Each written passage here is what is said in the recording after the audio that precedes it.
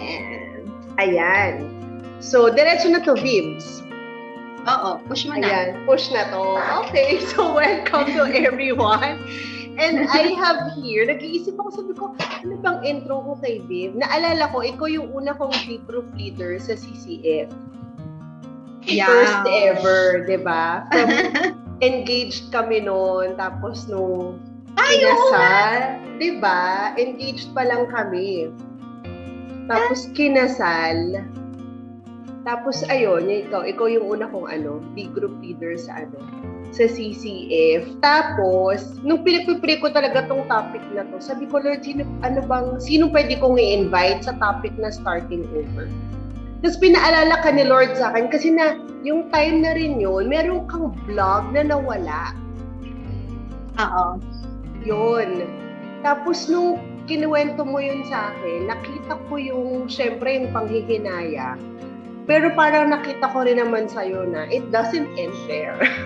May gano'n. Mag-vlog may rin gano'ng tayo. moment, diba? Nawala lang siya. Kaya kong gumawa ulit with all the connections and all. Siguro that was mga 9 years ago. Tama ba? Mga gano'n, diba? Oo, parang gano'n. Yung mga moment na gano'n. But anyway, bago natin pag-usapan ng starting over, again, question, talaga, exclamation point. Ano mo nang ganap mo? Ano ang iyong day-to-day? Gusto mo talaga malaman? Oo. Wala 6:30. Sige, game. Go! May bago kaming baby! Alin Dahil may dalawa kaming rabbits. Kasama ng mga halaman mo. Nakita ko yung mga halaman mo. Okay. Ayun. So, million naming halaman at So, pagising, ayun. Ang structure lang ng day ko, pagising, yung mga pending ko ng gabi, like hugas plato. Okay. Tapos, so, pagmulat ko ng mata, yun na yung next, yun na yung gawa ko sa bahay. Tapos, yung mga responsibilities sa labas, ang aking mga halaman at ang mga babies. Tapos homeschool. After homeschool, tas lunch na, hangout ng saglit sa labas. Sama yung mga halaman at mga rabbits bago mag-shower. Tapos afternoon, eto na, work mode. Tapos afternoon, playtime. Tapos gabi, na ulit, patulugin na yung mga bata. Ganun, every single day. Oo. O, diba? Mas lalong naging routinary kasi nagka-pandemic, no? So, parang wala talagang walang masyadong labas. Okay. Oo. Pero, na-mention mo yung work. So, yung work mo, ito yung sa Fulfilled Women, ang iyong... Oo. So, mostly doon managing the community, coaching, or minsan pag may speaking engagements. So, doon ko yun yung time na ginagawa ko for, kunyari, kailangan ng PowerPoint, or may kailangan akong gawin ng scripts, or in preparation for a coaching call, or pag meron akong courses na ilo-launch, So, yun yung ginagawa ko. So, yung work, hindi siya yung talagang yung parang may work talaga ako. So, pag lang may kailangan akong mga gawin. Okay. Yeah. I mentioned yung sa Fulfilled Women kasi nga alam ko this is a part of what you do. Okay. Pero aside from that, I also know nga that before you started coaching women, parang yung nabanggit ko kanina sa intro ko, no, parang meron kang blog dati na nawala. Tapos parang I've really seen you as someone na talaga, na parang yun nga, it doesn't end there. Pero some things na parang may mag-stop or mag-focus, pero it's okay to do it again. It's okay to restart. It's okay to push it a little more. Mga ganon. So, could you identify, may mga seasons ka ba sa life mo talaga na parang you just had to start over? Alam mo, parang pag New Year, pag New Year is always a starting over. Kaya sobrang timely ng topic na to for January, starting over. Kasi it's always a new season pag January. It's the planning season. Na ano yung mga things that I can do for this year? What are the things that I didn't do well last year? So the end of the year is the evaluation phase, and January is the starting over. What can I do better this year? Or how can things be better this year? Pero sa lang ba yan? Is it more of in the business side? Is it more of your for fulfilled women, or is it really you as a person that you see January as something like that? Everything. Okay. Pero wala naman masyadong area in my life except for the community. The community and the business, parang halo lang din yun. And then relationships, like relationship with God, relationship with the family. Tapos, I'm focusing on health now. Kasi alam mo na tumatanda tayo. So, so I have to put that in. I have to put that category. Kasi hindi ko siya binibigyan ng masyadong emphasis like for the past few years. Okay. Medyo last year was a struggle for me. Nagkasakit ako ng many times last year. Pero medyo na-down ako last year. Kasi syempre, if you're not physically okay, parang paano ka magtatrabaho? Yeah. My job is a speaker and a coach. What I do is I inspire people. Yes. So how can you get people inspired kapag sinisipon-sipon ka? Hindi man ako nagka-COVID. Pero yung, alam mo yun, yung hindi ka okay. Yeah. So that had been a struggle for me last year. Tapos, and God has His ways talaga. Okay. This year, di ba, January, hindi pa tapos yung January. Dalawang beses na din ako nagkasakit ngayong buwan na to. Okay. Nung una, kasi nag-booster shot ako. So, nilagnat ako ng mga ilang araw. Tapos after the following week, akala ko may COVID ako, headache, body pain, Pero yun, negative naman. Ay, yun yung schedule natin. Oo, yung nauna. Tapos sumunod kami. Tinan mo naman yung boses ko. Diba? Oh. So, yun. So, last night nga, meron ako inattend na workshop about how, ba yun? Isa Okinawa kasi, isa yun sa mga cities kung saan merong longest living individuals. Okay. There were like 5 cities na binanggit kagabi. And hindi ko alam kung matatawa ko or what, pero yung mga diniscuss kagabi are super basic. Like, yung manage stress, yung sleep early, so you can wake up early, have enough rest talaga. Go outside, move a little bit, yung moderate exercise, eating right, drink. Alam mo yun, it's just so easy. Yeah. Siguro pag bata ka pa, when you're young, you don't, parang wala masyadong pakialam. I don't know. Kasi, wala lang sa akin. Parang I eat what I want. Ganun. Yes, pero ngayon, parang I feel like it's different. Siguro it's a push for me this year. That's one thing, siguro na for me na starting over with my health. To just be, mas maging maayos. Okay. Mas maging mindful, no? Mindful. Okay. So, may na-mention ka kanina category. So, sineset mo siya ganito? Parang kino-compartmentalize mo yung every January na parang health and then homeschooling. Ganun mo ba siya pinipwesto? Oo. Like, pero mainly on the business side and in the community. Kasi that's majority of what I do. Kasi, being a parent, being a wife, kasi siya parang, it's a natural part of my life. Okay, oo. Yung yung business and community, parang outside life ko siya. Parang gano'n. Oo. So, I have to intentionally create ways on how to manage life in that area. Okay. So, can you give us some tips on how you work on that? Paano mo siya ginagawa? Well, first is, you have to understand where you are. Okay. You have to know, I love journaling. I love writing. In fact, kaninang umaga, susulat ako ng mga nag-occupy ng utak ko. Because I have a community, it's called TFW Success Club. TFW Success Club is an accountability group of women who wants to reach their goal. And one of the things that they always hear from me is awareness. Okay. You have to be aware of yourself because you cannot change what you don't know. Yeah, okay. you wanna be healthy. Alam mo ba kung ano yung mga ginagawa mo na hindi nagpapa-healthy sa'yo? So you have to be aware. So I feel like the first step really, if you wanna start over or change anything in your life, is you have to become aware. Where are you right now? Are you in a good spot or in a bad spot? When you're in a bad spot, that's good because you know that you can improve. You know that there is room for improvement. So when you're in a bad spot, that's good. Kasi alam mo na meron kang at least you know, di ba? And then from there, you can start to work out on. I love what Stephen Covey said before that. You begin with the end in mind. Okay. And that to me is very powerful because you have to have a destination. So what do you want? So, well, for me, yung na-mention natin about health, what do I want? What do I want with my health? Ayoko na mag-sabi. Okay. It's, nadadown talaga ako. Like, madaming weeks last year na I feel really down, like emotionally, because of getting sick. So I don't want to feel that anymore. Yeah. So that's what I have in mind. So what are the changes that I have to do? Actually, just today, nag-separate na ako ng tubig.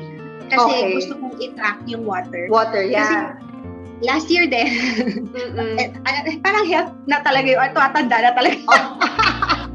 Okay. Kasi lagi akong na sumasakit yung ulo. So, nag-research ako about it. Tapos yun, my husband, si Albert, sinabihan din ako na about water. Kasi minsan, pag nagpukulang ka, di ba 70% water tayo? So, pag nagpukulang ka ng water, parang nahihirapan din mag-function yung body natin, yung brain natin, kaya sumasakit yung ulo. So, yun, knowledge-wise, I know that. Yeah. Yung hindi pa din ako conscious. Yes. So, like, starting this morning, talagang intentionally, umiinom na ako ng tubig. Like, little changes. Yeah. But I know, that can really help me. Yeah. Slow talaga can make you strong, diba? It doesn't have to be, nandun ka kaagad. Pero at least may little progress ka every day and then ma-reach mo na yun. Pero babes, nahihirapan. Kasi sabi mo, last year mo pa siya issue. Tama ba? For example, yung sa health, diba? Mahirap. Siguro, hindi siya mahirap, pero it was my fault not deciding and not standing up. Okay. Because it starts with that. It starts with the decision that you have to decide that enough is enough. Kung lagi akong nagkakasakit last year, wala naman akong ginagawa. Umiiyak lang ako. Kasi parang, alam mo yun? Parang, nagsi-self-pity. Oo, ganun. Alam mo, actually there was one group coaching session siya. I had last year na it's a mastermind session. So we were discussing their concerns, their challenges, ganyan. Tapos, mag-ending na kami. And then one of the participants asked me, how about you? How are you? Okay.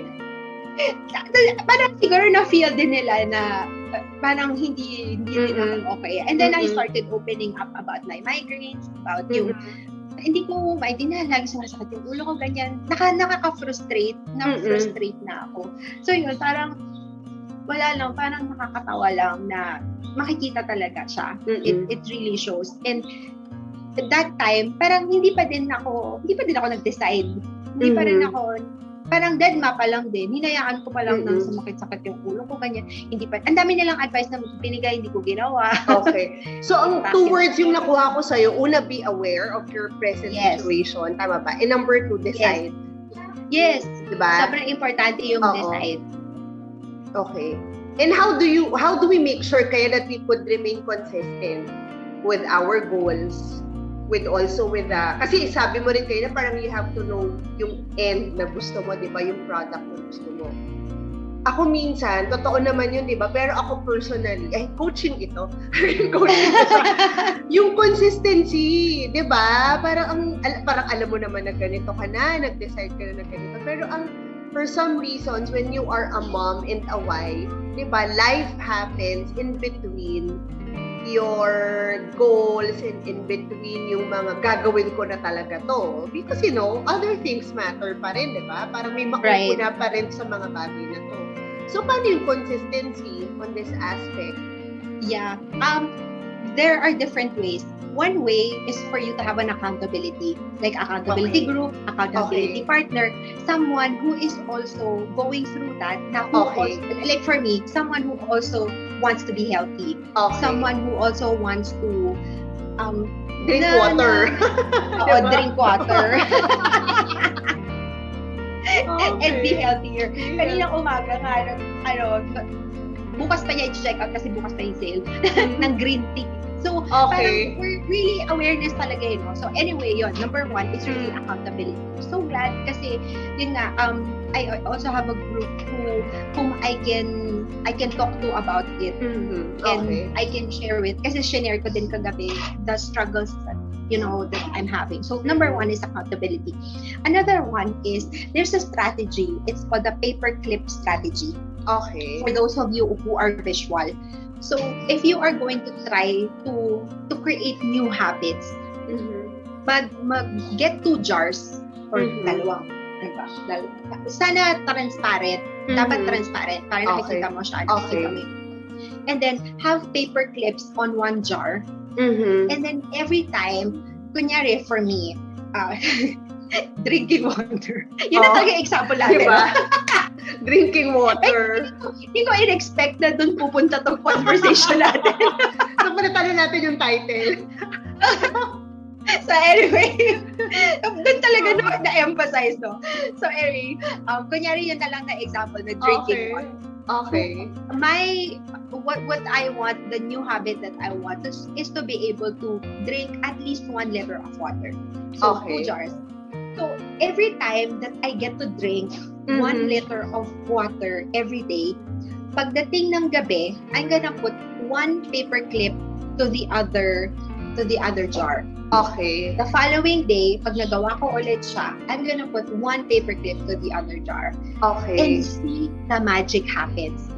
Because pag napuno mo na yung paper clip na yun, it means you have been doing it for a long time. Kasi yung paper clip yan diba? Wag lang pagpalitin ni Bok yung jar. Lagyan mo label. Lagyan mo ng label. Ano na ba dito yun? Kami na ako naka 3 weeks na ako parang kumonti ito. Pinabalik pala, no?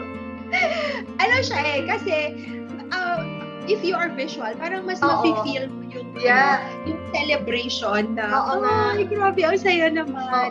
And then it gets to be part of your system already. Yeah. Kasi habits, we are creatures of habits. Lagi ko yung naririnig nung unang panahon. Di ko na masyado talagang naiintindihan kung ano ibig sabihin. Until recently, na parang, ano pala ibig sabihin, no? Na we are creatures of habits. Na parang, hindi mo alam, pero parang ginagawa na siya automatically ng katawan mo. So when you do that, yung paper clip na yun, you'll realize na every day na pala, you've been drinking water. Tapos pag hindi ka nakakain ng water, where's my water? Parang gano'n. Because it has been part of you. Okay. So, naging part na siya. So, that's the second one. And the third one is when you're trying to build a habit, you connect it with something that you've already been doing. Okay. So, kunyari, paggising mo, nang bumaba ka na ng hagdan, ang first thing na ginagawa mo is, ako kasi, pag bumaba na ako ng hagdan, ang first thing na ginagawa ko na is naghuhugas ng plato. Okay. So, bago ko maghugas ng plato, i-connect ko yung pagpupuno ng water ko. Okay. So, para may water na siya for the day. So, lagi kong maaalala na pag naghuhugas ako ng plato, iinom ako ng tubig. Iinom ka ng tubig. So, i-connect mo siya with something that is already there, that you've already been doing. Ayun. So, mas madaling ma-change yung habits or makaka-create ng new habit. Yung new habit. Okay, yeah. So, parang nakuha ko dito sa usap natin, ano siya, no? It is, may mga bagay ka kasing gagawin talaga na you would really need the community to be with you, no? Parang hindi mo siya pwedeng gawin mag-isa. Or, it's good that our husbands can be accountable to it. Pero, syempre, iba pa rin if there are, meron kang pagkikwentuhan, meron kang pagsasabihan, meron kang pagtatanungan. At gusto ko yung paperclip, natuwa ako doon. Parang feeling ko pwede na rin siya sa homeschooling, di ba? Parang for kids, di ba? So maganda rin siyang idea kaysa yung tracker na check. Parang pang kids nga Diba? And all this, starting over and second chances and all. So, sa tingin mo, ano kaya? Parang how can God specifically help us when it comes to these things? Kasi minsan, di ba, parang we go to God pag hindi na natin siya alam kung paano siya susolusyonan. Parang it's sad na parang we go to Him when it's already the end. Yung parang wala ka ng choice kasi ginawa mo na lahat.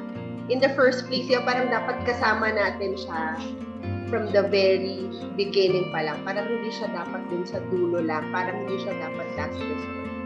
So, how can we include God in this journey of starting over and doing things, trying different things, like trying to be healthy, trying to start a new business, or things like that? Alam mo, it still boils down to habit. Parang extension to ng sa CCF, di ba? Habit. Actually, the one that I shared, yung paperclip strategy, galing din yun kay, ang pangalan? Si James Clear. Yung author ng Atomic Habits. Okay. Sa kanya ko din nakuha yung strategy na yun. Okay. Sa kanya ko din nabasa. So, anyway, it still boils down to habit. Kasi, when you have a problem, what is your habit? Okay. Ang habit mo ba to solve the problem, bam, bam, bam, bam? Or ang habit mo to kneel down and pray? So, it's still there. It still boils down to habits. And how do you change the habit? Awareness. You have to be aware on what are you doing kapag nagkakaroon ka ng challenges. Ano yung ginagawa mo? Do you get your phone to call your best friend? Or do you get your Bible to read the Bible? So what are you doing? So you have to be aware. And then when you become aware, doon mo siya ma-change. Doon mo malalaman na, okay, wait lang. Dapat pala, ganito yung gagawin ko. Like, for me, kasi di ba tayo mga mommy, pag gabi na, pagtulog na sila, doon lang yung time natin para magkaroon ng tahimik na buhay. Oo, namuni-muni, diba? So, ako, parang mas gusto ko talaga mag-quiet time sa gabi.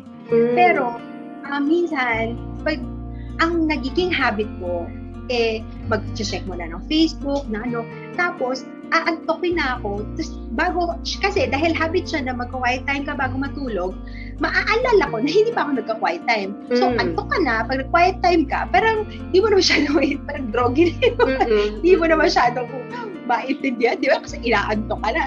So, because of awareness, I realized na parang may mali akong strategy na ginagawa dito.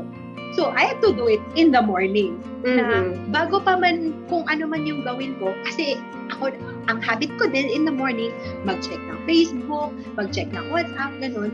So, nauubos yung 30 minutes ko sa umaga just checking on my messenger, ganyan.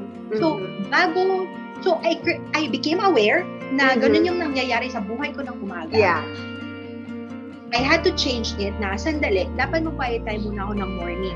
Kasi, yun nga, pagdating ng gabi, parang mabilis na akong atakin, groggy na ako. Wala na, parang hindi na masyadong masyadong absorb. Kasi naantok ka na. Diba? So, you really have to be aware first. And then you change it. And it's okay to start over. Tama ba? Yes. Diba? Diba, okay, alam mo, I feel so much comfort na doon sa Lamentations na God's mercy is new every morning. Alam mo, kakatapos ko lang ng Lamentations, sabi ko, ang galing. Dito to nakalagay, di ba? Kasi puro Christ siya, di ba? Puro yung, di ba? Parang puro iyak siya, puro and all. Tapos doon siya nakalagay. So, ang lalim-lalim para ng hugot ng verse na yun. Parang hindi siya nakalagay doon in between happy things talaga. Hindi. Ang lalim-lalim ng hugot niya. Totoo. So, ayun. So, it's new every morning. So, hindi mo kailangan mag-antay ng December at January. Pag nawala yung ilaw, pag bukas ng umaga, it's a new day. It's always a new day. And you can start over. Yes. And drink 1 liter of water. Yes, or more.